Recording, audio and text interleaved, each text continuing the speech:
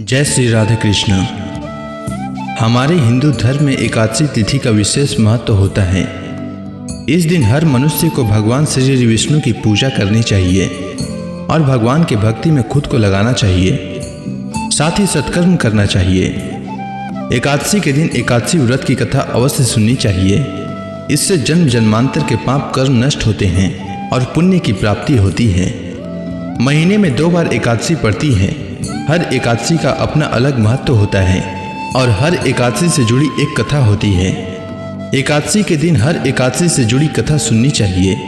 साथ ही 11 माता की कथा भी सुननी चाहिए। 11 माता की कथा के श्रवण मात्र से सभी प्रकार के पाप कर्म नष्ट हो जाते हैं। साथ ही एकादशी का व्रत का पूरा फल प्राप्त होता है। आइए सुनते हैं 11 माता की कथा। एकादशी भगवान विष्णु की साक्षात शक्ति है। जिस शक्ति ने उस असुर का वध किया है जिससे भगवान भी जीत पाने में असमर्थ थे, उस शक्ति के आगे मनुष्य के पाप रूपी असुर भला कैसे टिक सकता है। जिस शक्ति ने देवताओं के कष्ट को हर कर उन्हें सुख दिया, वह प्राणी मात्र को क्या नहीं दे सकती। सुख, समृद्धि, शांति और मोक्ष, समस्त सुख सहज ही प्राप्त हो जाते हैं। 11 माता की भक्ति में इतनी शक्ति है कि जिसके प्रभाव से मनुष्य को सहज ही सभी प्रकार के सुख प्राप्त होते हैं और अंत समय में मोक्ष की प्राप्ति होती है। 11 माता की कथा के अनुसार सतयुग में एक महाभयंकर दैत्य हुआ करता था।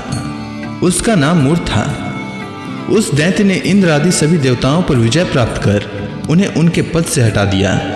तब इंद्र ने भगवान शंकर से प्रार्थना की, हे भोलेनाथ, हम सब देवता मूर दैत्य के अत्याचारों से दुखी होकर मृत्यु लोक में अपना जीवन व्यतीत कर रहे हैं। राक्षसों के भय से हम बहुत दुख और कष्ट भोग रहे हैं। मैं स्वयं बहुत दुखी और भयभीत हूँ। अन्य देवताओं की तो बात ही क्या करें। अतः हे कैलाशपति, कृपा कर आप मूर दैत्य के अत्याचार से बचाने का उपाय बताइए। देवराज इंद्र के प्रार्थना सुनकर भगवान शंकर ने कहा, हे देवेंद्र, आप भगवान श्री विष्णु के शरण में जाइए। मधु कैटभ का संहार करने वाले भगवान विष्णु देवताओं को अवश्य ही इस भय से मुक्त करेंगे।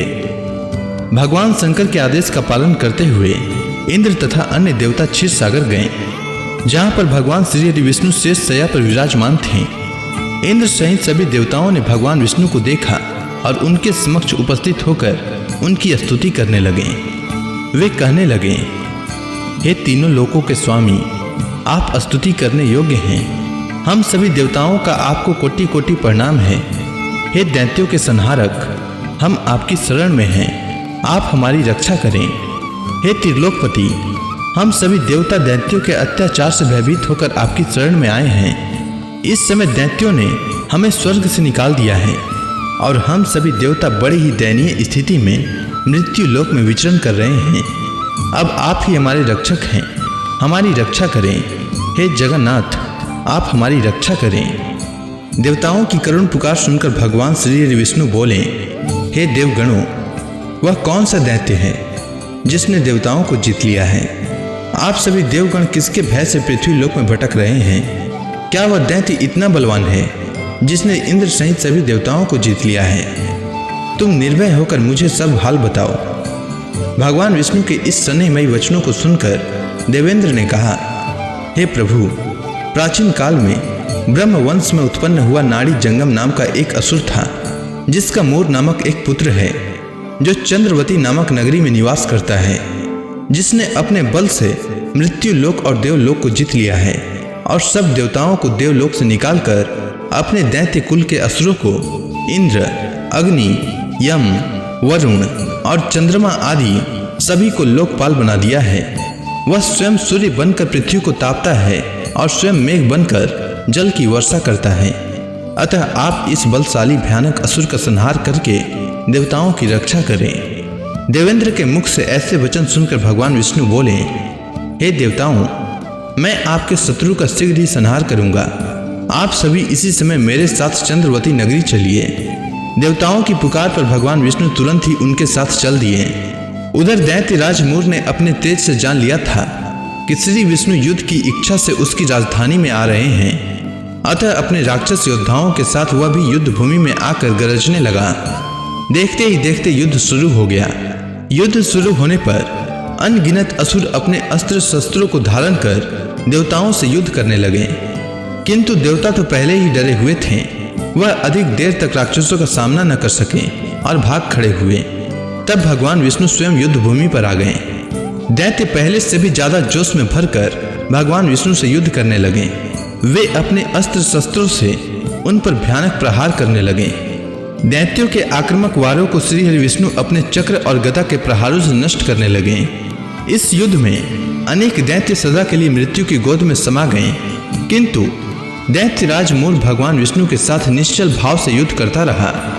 उसका तो जैसे अभी बाल भी बांका नहीं हुआ था। वह बिना डरे युद्ध कर रहा था।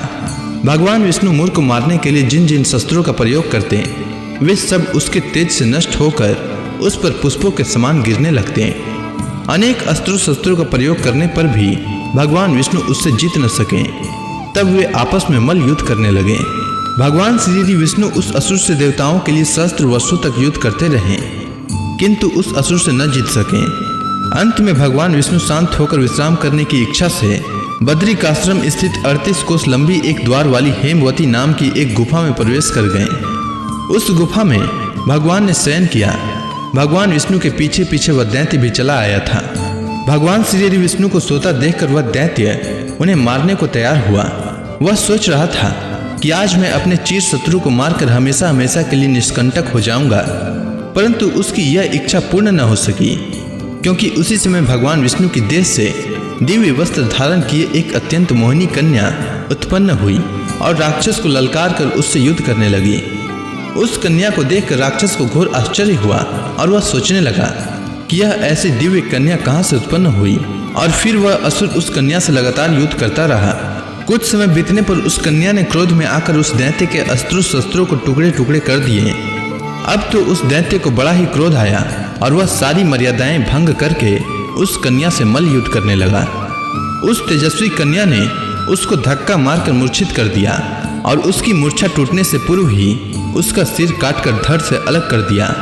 सिर काटते ही वह असुर पृथ्वी पर गिरकर मृत्यु को प्राप्त हुआ। बाकी बचे असुर अपने राजा का ऐसा दुखद अंत देखकर भयभीत होकर पाताल लोक में भाग गए। भगवान विष्णु जब निद्रा से जागे तो उस असुर को मरा देखकर उन्हें घोर आश्चर्य हुआ और वे सोचने लगे कि इस महाबली को किसने मारा है। तब वह तेजस्वी कन्या श्री हरि से हाथ जोड़कर बोली, हे जगदीश्वर, यह असुर आपको मारने को उद्यत था, तब मैंने आपके शरीर से उत्पन्न होकर इस असुर का वध किया है।